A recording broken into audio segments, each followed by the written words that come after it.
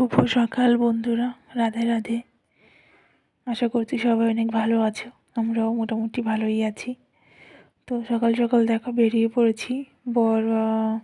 আমার হাজব্যান্ড আমাদের ট্রেনে তুলে দিয়ে গেছে। এখানে শান্তিপুরটা ধরে নিয়েছি। আমরা যাচ্ছি বাড়িতে। সঙ্গে আছে শাশুড়ি মা, ছেলে আর আমি, তিনজনে যাচ্ছি।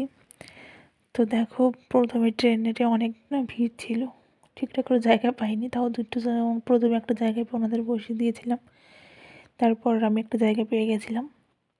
তারপর রানাঘাট থেকে আবার ট্রেন ধরে নিয়েছি। তো ছেলে এখানে ঘুমিয়ে গেছে আর তোমাদের দেখাচ্ছিলাম বাইরেটা কত সবুজ। আমার না এই ট্রেনে যাওয়ার সময় ভীষণ ভালো লাগে যে আমাদের বাড়িতে ফেরার পথে কত সবুজ আর সবুজ দেখা যায়। আর আমাদের বাড়িটা হচ্ছে যেহেতু গ্রামের দিকে, ওখানেও না ভীষণ নিরিবিলি একটা পরিবেশ, খুব ভালো লাগে। দেখো বাইরেটা কি সুন্দর, কিন্তু কাল আজকে না ভীষণই কুয়াশা টাইপের ছিল। বাইরেটা রৌদ্র ছিল না, বেশ ঠান্ডা ছিল আর হাওয়া ছিল। কিন্তু আমরা যেহেতু ভেতর দিকটাই বসেছিলাম তাই কোনো অসুবিধা হয়নি। আর এইগুলো দেখো লিচু বাগান আর আম বাগান রয়েছে এখানটায়। তো দেখতে দেখতে আমরা চলে আসলাম, ট্রেন থেকে নেমে পড়েছি, বাড়ির দিকে যাচ্ছি। দেখো এই লাইটওয়ালার লাইট জ্বালানো হয়ে গেছে ঘরে এসে। আর তোমাদের দেখিয়ে দিচ্ছিলাম দেখো আমাদের বাড়িটা কেমন।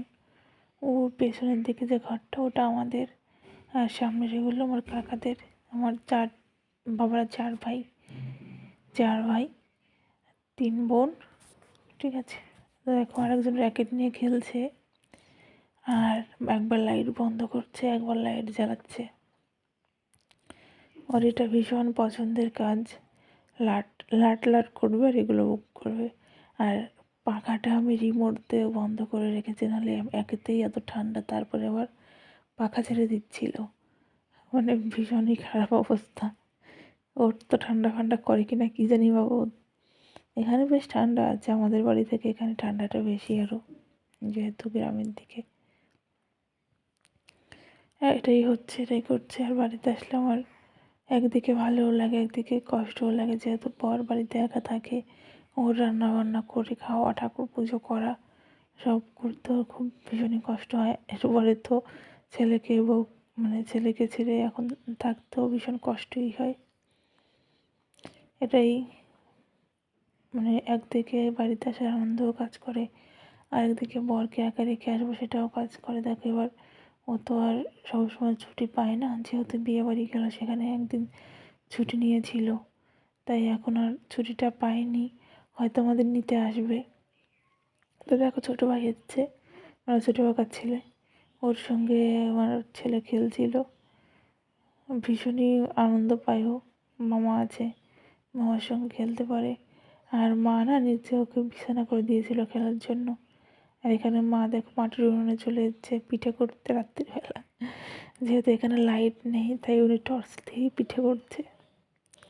আর এদিকে তখন বাজে রাত্রির 10:30, 10টা থেকে শুরু করেছি আমরা পিঠে করা, ভাপা পুলি। যাই হোক, 10টা থেকে শুরু করেছি। মা গোল করে দিচ্ছিল আর আমি পিঠে তৈরি করছিলাম।